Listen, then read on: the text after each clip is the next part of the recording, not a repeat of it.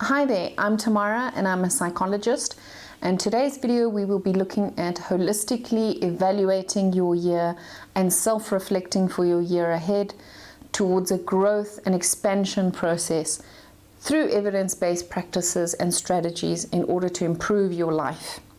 In looking at these evidence-based strategies, we will be looking at 5 key areas. The first is identifying and clarifying values for your intentions. And in looking at an intentional life, we have to look at evaluating and reflecting on our own values that we may be looking at.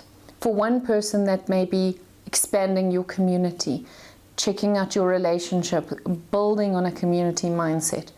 For another, it may be growing in terms of learning and growth opportunities, and for another, it may be with work-related opportunities. You don't have to fixate on one or work on one. You can do more than one. It's up to you. The second aspect is our evaluating our relationships within our community. This is so crucial because we live within a community and we can either thrive in one or deteriorate in one because our community affects us very, very much and we affect them. So it's mutual and bidirectional. Our third is looking at our overall health, which is our mind, body and soul. They all work in tandem together. The fourth aspect is our purpose and meaning. So that's your impact statement of the world, how you want to be of service to the world around you. And then the fifth aspect is looking at fun, joy and play. Let's have a look at identifying and clarifying. So that's looking at what is actually an intention. Our intentions create our reality. So if we live with intention in various areas of our lives, we then create our reality. We imprint on our reality and affect it. We are more in charge. So with this step, we need to be able to start to clarify some of these values that you want to look at for yourself in your life. What energizes you and what depletes you? We're going to be looking at those intentions of removing things that deplete you more and more and adding more things that energize you. In this intentional mindset, we're going to be trying to look at a year ahead with 0 outcomes. No outcomes ahead. Process work in growth and expansion and curiously looking at your life ahead. So in looking at that, we're going to be looking at a year of self-discovery, a full year. So a year where you look at curiously exploratory and an experimental mindset in looking at your life within your community and how you can improve your community or your environment towards yourself. And in doing that, we have to introspect. As we introspect and become very curious about ourselves in the world that we have around us, we then can tailor-make an environment that brings out the best in us and works on our weaknesses. We always have areas of concern for growth. So in this mindset, it is fueled by curiosity and exploration. Here we're going to project yourself into the future. So if you imagine yourself in a future-based tense, how would you imagine your life to be? What does it look like? What does your life look like with the life that you'd like to live? So instead of looking at finite goals, look at committing to an entire year of just committing to yourself as you would any other relationship or a work project or to working in a group in a project. You're going to be doing this with yourself. But here you can't pass or fail. It is just about exploring yourself and towards an environment that grows and a life that grows.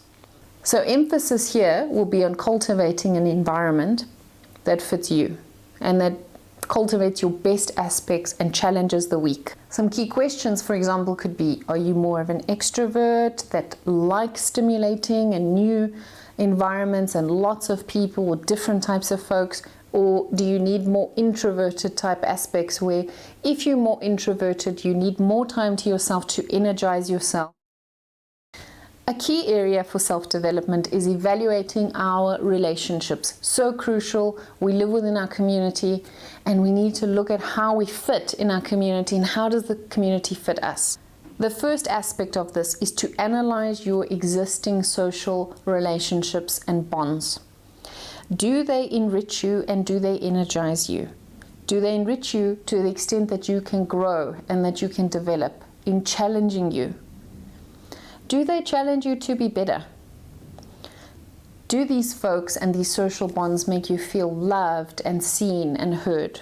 Do these social bonds respect your views, your beliefs, and your boundaries? Are they interested in your best interest, and do they want what is best for you? When you have started to evaluate with these kind of key questions in looking at these relationships, we're going to go to step 2, which is we're going to put pressure on these existing bonds based on what your outcomes have come from the first aspect. As you put pressure, you're going to ask them, can you self-reflect and meet my needs? So say you want somebody to make it less about them when you call them or they call you, and you want them to hear you. Give the feedback back to them, see how they bounce back. For example, the relationship feels a bit transactional. Challenge it to see if they can enrich your life and your relationship outside of what they can get from you. And from that, you can start to infer what you want from that. A key question to ask yourself here in these bonds is, do you feel a sense of obligation to these social bonds? Challenge these bonds to see if they are able to invest in you.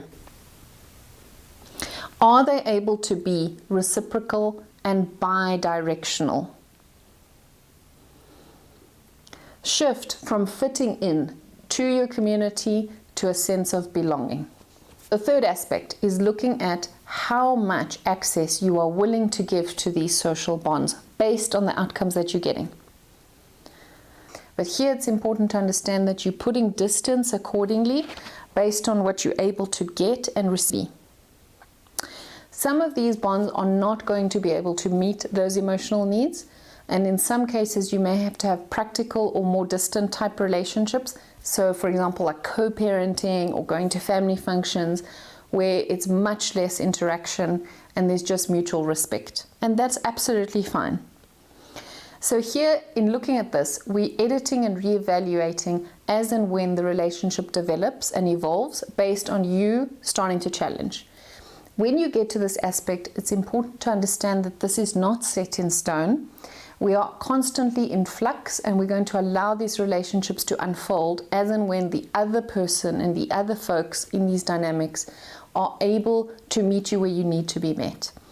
So you're giving them more responsibility and them more energy if you're not happy with something that's happening in the dynamic. The last aspect is looking at broadening your community. So this is stepping away from the current community and looking at what else is out there. So here we're going to get to know and broaden your community. Be curious about what is out there and who is out there and what are they doing. Look for people that are on the same type of journey of self-reflection and self-growth, because these types of folks are going to be able to understand where you are at in terms of self-growth and self-reflection, and they will be able to do that with you and challenge you to be able to grow and develop. Like-minded people help you to grow and develop depending on the values that you are looking for.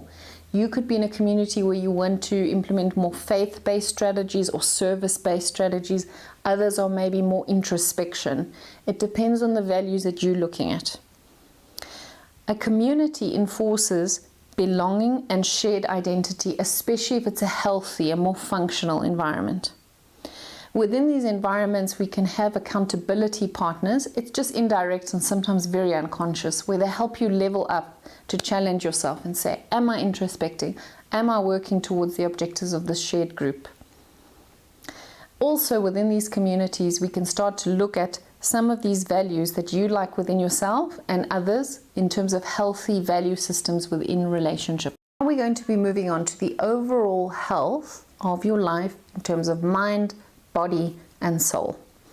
The first aspect is the body aspect in terms of movement. Here we're going to be looking at engaging curiously at moving your body in different ways and seeing reflexively how you feel after these movements. So say you're a runner or you are someone that doesn't move your body much and you want to challenge yourself to try something different or implement it. Try it with no expectation other than attuning yourself to your body and seeing how it feels to do that type of movement. So here it's moving away from I should be doing something to I want to try, and see how your body feels with that. Also, what's really cool with this aspect is to look at what times of the day your body works best in terms of long-term sustainability. In looking at this, it's, for example, if you're used to getting up early in the morning, getting it out of the way, but actually you're very tired and maybe very stressed, and your kids are needing to be taken to school, or you have a whole bunch of things to prep for work, and it's not working for you, you can use this as an experiment to be able to look at for you what works. Even splitting up your workouts. So say you like to do 20 minutes in the morning, and maybe in the afternoon you'd like to go for a walk or a run, and that works best. Is here, try different things every week and see how your body reacts. So in looking at this, we want to create movement that will be able to be more sustainable for you and that you'll stick to. So it's not a chore, it's not something you have to do. Also, movement with the body impacts our mental health greatly in the production and maintenance of neurotransmitters, our overall health and well-being, circadian rhythm, and mood regulation and anxiety. There are so many studies that look at this in terms of the two key areas are sleep, the impact of sleep on our lives, so sleep hygiene, as well as moving the body every single day. And to manage stress is so crucial. So here we're going to be looking at focusing less on punishing the body and more about rewarding the body and experimenting with how the body feels, celebrating the body, what it can do and can achieve with time, how it can achieve new milestones in terms of challenging itself. The next aspect is looking at food. Food as fuel, nutrition. Food here is looking at, again, being curious and exploratory with different types of foods and how your body feels with it. So here, so much fun is you can go into your grocery store and have a look at things you've never tried before, or look up a recipe within your budget where you can try different things and see how your body feels with it. You know, what happens with us as human beings is we love newness. Newness is exciting for the brain. Is we as human beings need a sense of routine and structure, but we also need to celebrate daily life. And food is an incredible way to do that, to try different dishes and meals and to celebrate what the body can do with this amazing nutrition. The more we experiment, the more you can feel, how does this feel and taste in my palate, implementing mindfulness. So when you use all 5 senses and you put all your phones away and you make meal an event, there you can start to taste, smell, feel your food and look at the vibrancy of colors, the production of food. How do you feel with food? Make meals an event. When we make meals an event, we can set the table beautifully. We can make everybody sit down and remove cell phones and talk at it. So we look forward to meals at the event. We can communicate with our families and loved ones and be able to share our days with a produced meal with love and connection. The last aspect, and all of this comes from intuitive eating, lots of studies looking at how if we listen to our bodies, how certain foods make us feel and how do we feel afterwards.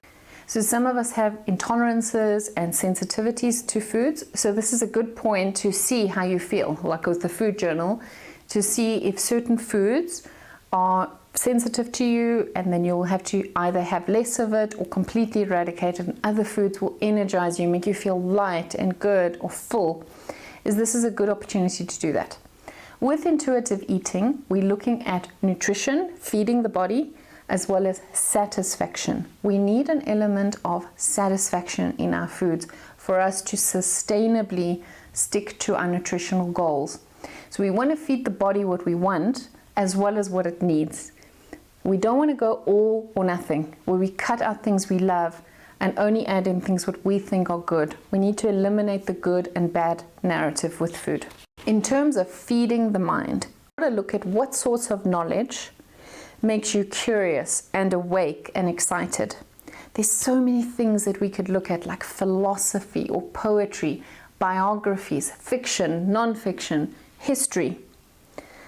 When we're looking at all these things, we are curious about how the mind ingests information, because we are taking in so much stimuli in the day and so much information, and we need to be really intentional about how that feeds a fear narrative or a creation narrative or a hopeful mindset, a growth mindset. So start to be more intentional with that. Also, start to be curious about your own psyche, how your brain works, how your unconscious, which is individual, works, how your neurochemistry works at different times of the day, after different types of sleep, and how deeply you sleep. Nutrition, movement, environments all affect our neurochemistry. Our environment impacts us, and we are not passive agents of change. We can be more active as long as we learn. Knowledge is power here. Also in learning about your circadian rhythm, in setting routines, which we will be looking at in our next couple of videos, in setting more productive routines. Things that can feed your mind. It's not only about knowledge, it's things that you love, certain fictions or certain authors that cultivate imagination and creativity. Don't shy away from that. Now let's have a look at purpose and meaning. This is our impact statement of the world. This is looking at what is it that you want to do that impacts the world around you. What gives you energy to be able to contribute and be of service to humanity and the world around you. First key question is to look at what energizes you, what nourishes you, what gives you energy. Do you like giving or learning? How about teaching, creating? What about putting order to things, making chaos into order? Another key question is, you need to ask yourself, do you like to work more independently or as part of a group? So crucial to understand, because some folks do work better either with a mix of things, of working together with other people, but other people, they prefer to work more independently. Another key question is, do you like stimulation and challenge, or do you want more stability and consistency? What activities are easy for you to get into a state of flow, so where you can eliminate distractions easily so that you can be able to do these things? Here it's important to set very, very realistic expectations, because nobody loves every aspect of their job. You're going to be hard-pressed to find someone that loves 100% of what they do, and rather just focus on looking at you like more than 50% of your job. If we can push it to 70%, fantastic. But we don't want you to detest your job. We shouldn't be detesting or hating our jobs. That is not a life to live. Also, it sends the wrong message to our communities and models it to the community. And if we live in communities that all you see is people are self-sacrificing and going through 30, 40 years of working and hating their jobs, then we normalize it. Then we think that's normal, and it shouldn't be. Because our impact statement on the world around us should be with energy. What gives you energy and what depletes you? Work towards this energy. Always work towards it. Add more energy in. Last aspect is joy, fun, and play. Here, the first step is we're going to be looking back at our childhoods. Remember back when you were a kid, under 7 years old, and how you used to have this curiosity and this wonder for this world around you. Here, we're going to be waking up the side of your inner child. What did you enjoy under 7? If you can go earlier, even better. Did you enjoy rock climbing or painting or learning about flowers or insects? Did you like reading? Dancing in the mud or in the rain? Nothing here is too silly.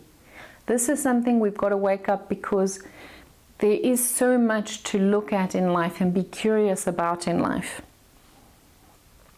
Who cares if you enjoyed collecting figurines or stamps or playing with Lego, and you like to do that as an adult now, where you like to collect figurines or build Lego now? Who cares?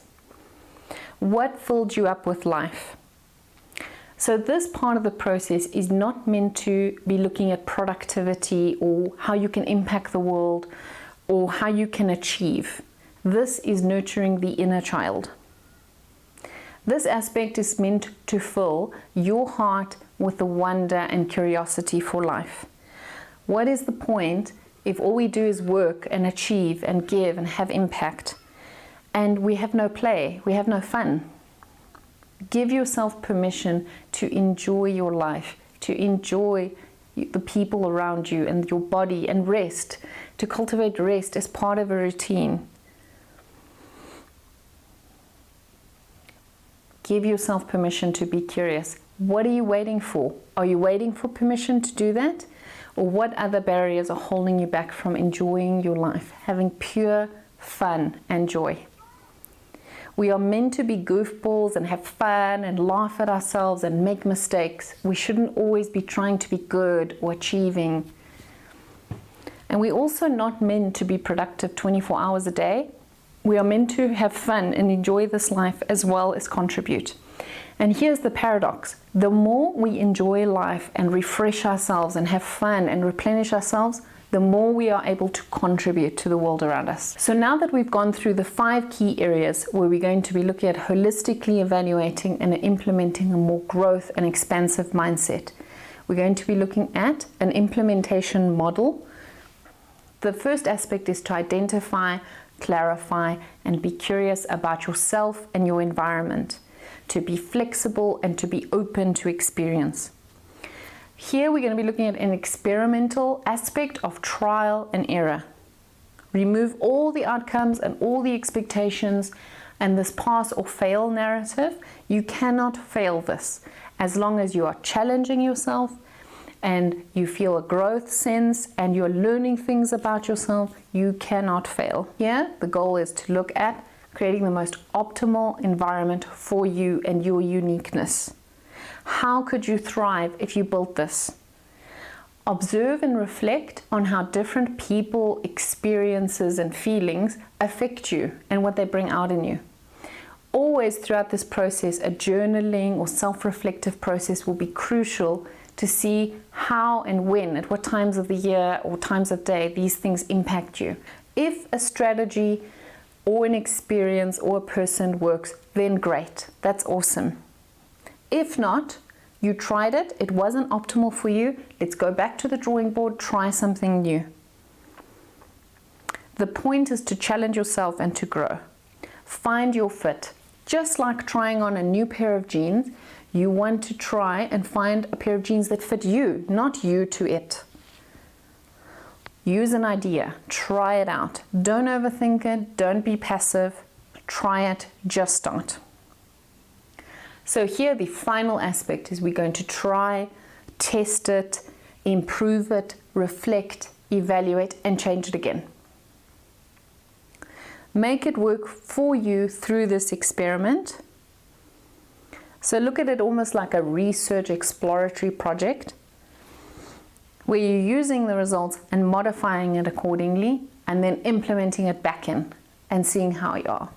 Imagine what a year of this could do in being intentional with your life and your communities around you and becoming and working towards self-actualizing, towards a life that you love and a community that you love and an impact statement that you love, and enjoying your fun and play, moving your body and feeding your body the things that it needs, body, mind, and soul. How could you change? I hope that this aspect of looking at holistically how you can evaluate your life and be more intentional can shift you towards a growth-based mindset, and also being curious and introspective about yourself and accepting yourself. You don't need to change, you need to understand yourself and then create an environment that celebrates that and makes you grow.